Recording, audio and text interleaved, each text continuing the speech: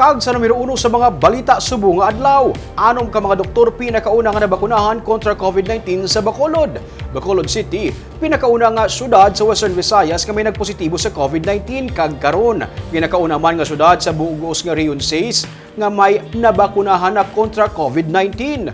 Yaring report. Las 6 pa lang sang aga, ginpakondisyon na nga daan ni Reynaldo Evangelista ang iyang storage truck. Excited siya nga manginkabangin sa maragtas sa Bacolod. Kung masami, ice cream ang iyang ginakarga sa ilang storage truck. Kaina, siya ang nag-drive sa truck nga ginkargahan sa pinakauna nga mga bakuna kontra COVID-19 nga nag-abot sa Bacolod. Area manager siya sa ilang kumpanya pero siya ang nag-drive bangod. Naka-attend siya sa briefing kung paano halungan ang mga bakuna. Misis ka niya ba, grabe ba? Dang daw, ako yung ka-excited kasi siyempre na tadi na biyayaan sa Bacolod sa aton mga frontliner abi. Pag-abot sa PAL nga eroplano impunto las 9:20, gilayon niya gin-unload ang 6,270 ka mga Sinovac vaccines kag ginsaylo sa storage truck. Pagpagwa sa airport, may convoy nga nagaupod sa bakuna, mga pulis, army, opisyal sa Bacolod Emergency Operations Center kag City Health Office. Pag-abot sa Bacolod City Government Center, gilayon ini nga ginsulod sa cold storage kag gin-inventory. I-abrihan ng kada container, pagkatapos isipan ng unod niya, ay may inventory ikanay. Okay. Kaya ang ato ng third party provider, i-endorse nila sa ato, yung siguro na i-endorse nila kompleto.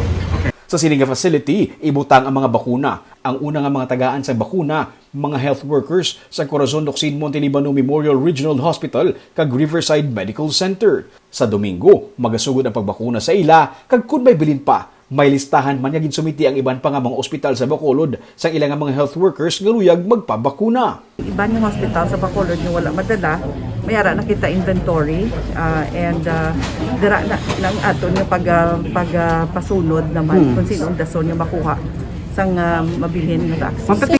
Pito kung tani ang mga doktor nga una nga bakunahan kay inasang aga o galing ang isa ka doktor nagtaas ang blood pressure, wala nagrisgo ang EOC. Mapo was observed to register an increase in blood pressure. As such, he cannot receive the vaccination today. So that is one of the many ways that we can definitely assure ang ating mga fellow Bacolodons sa safety sa process natin sa vaccination. Si Dr. Hector Gayares Jr., na Chief Executive Officer sa Adventist Hospital sa Pilipinas, ang isa sa mga una nga nabakunahan. I am excited for this. Doc. Matapos ang health declaration kag check-up, ginpatigayon ang ceremonial vaccination sa anom ka mga doktor. 3, 2, 1, vaccinate! You are right, ladies and gentlemen! Finally, COVID-19 vaccine has arrived and been vaccinated in Bacolod City! Thank you very much.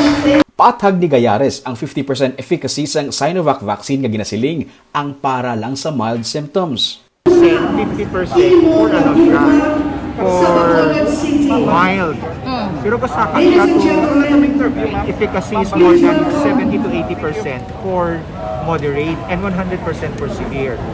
Hindi ta gusto nga, I mean, kadamo usang nag-COVID sa aton, kadamo usang nagsiling nag-ayo lang man. Pero wala ka sang kasiguraduhan kung mag-COVID ka, mas mapatay ka, di ba? Si Dr. Michael Sarabia, nga presidente sa Negros Occidental Medical Society, ang kabahin man sang una nga mga ginbakunahan. Suno sa iya, sang nahibaluan niya nga ang ila summa cum laude sa ilang batch sa UP, ang pinakauna nga doktor nga nabakunahan sang Sinovac sa Pilipinas, nagdesisyon siya nga magpabakuna man. He is Dr. Legaspi, the medical director of PGH, and he's the first guy to be vaccinated. So I said to myself, well, if Dr. Legaspi, who was the #1 student of my batch, accepted the Sinovac as his vaccine, I will accept it also. That's why I'm here today. Sunod kay Bacolod City Mayor Evelio Lunardia, ang Bacolod City ang pinakauna nga syudad nga may COVID-19 positive sa Western Visayas kag karon ang Bacolod man ang pinakauna nga syudad sa Western Visayas nga may nabakunahan kontra COVID-19. Significant and meaningful that the first COVID case in Western Visayas was recorded in Bacolod City.